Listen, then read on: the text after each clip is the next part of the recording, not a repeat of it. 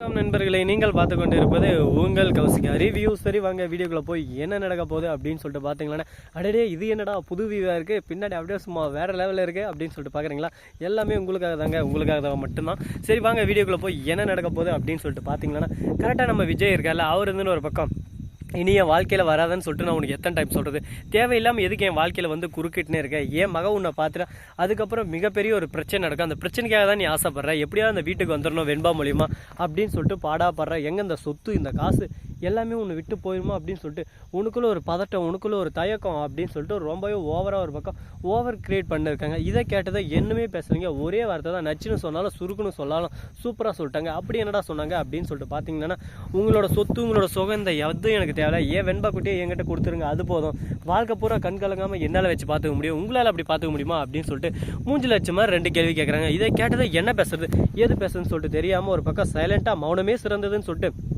வாயை பொத்திக்கிட்டு சைலண்ட்டாக ஒரு பக்கம் உட்காந்துறாங்க.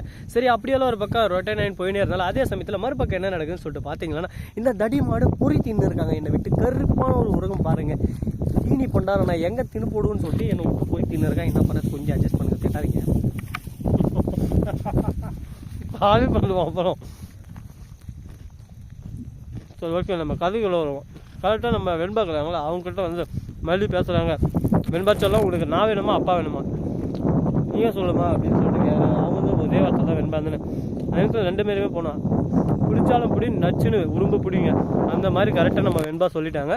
இப்போ இவங்க 2 பேரும் என்ன முடிவு பண்ண போகிறாங்க, பல பேர் வீட்டில் எப்படி தெரியுமா பிரச்சனை ஓடுன்னு இருக்குது, ஒன்று அப்பா விலைக்கு போயிடுவாங்க, மறுபக்கம் அம்மா விலைக்கு போயிருப்பாங்க. பசங்களை பொறுத்த வரைக்கும் 2 பேரும் இருந்தால் தான் அந்த குடும்பம் சிறப்பாக வேறு லெவலில் ஓஹோன்னு ஓடும். அப்படி 2 பேர் ஒருத்தர் இல்லைனாலும் அந்த குடும்பம் சீரழிஞ்சு சின்ன பின்னமாக இருங்க. அதுக்கு தான் சொல்கிறது, நம்மளோட ஏக்கத்துக்கும் நம்மளோட ஈவோக்கும் ஒரு குடும்பத்தை நாம் அழிச்சிடக்கூடாது, அது ரொம்ப மிகப்பெரிய ஒரு தவறுன்னு சொல்லிட்டு நான் 100% சொல்லுவேன். யார் யாருக்கும் இந்த மாதிரி நடந்திருக்கும், ஏதை பார்த்துருக்கிற உங்களுக்கே ஒருத்தருக்கு நடந்திருக்கும், மறக்காமல் நீங்கள் சொல்லுங்கள் இவங்க பண்ணுறது சரியா தவறா, இவங்க 2 பேர் சேர்ந்தா நல்லா இருக்குமான்ட்டு. அப்போ நான் சொன்னேன்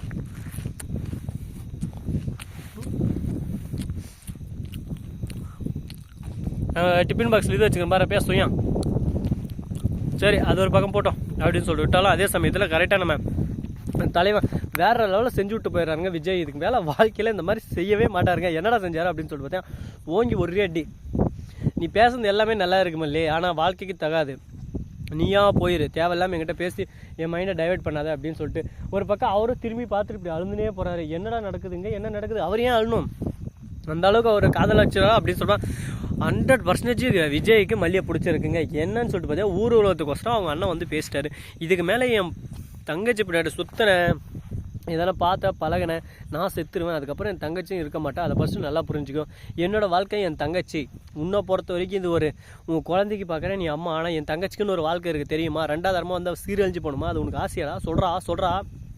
ஸோ நண்பர்களே, இந்த வீடியோ உங்களுக்கு பிடிச்சிருந்தா லைக் பண்ணுங்கள், கமெண்ட் பண்ணுங்கள், ஷேர் பண்ணுங்கள், டிண்டிங் பெல்லை தட்டி விட்டு போங்க.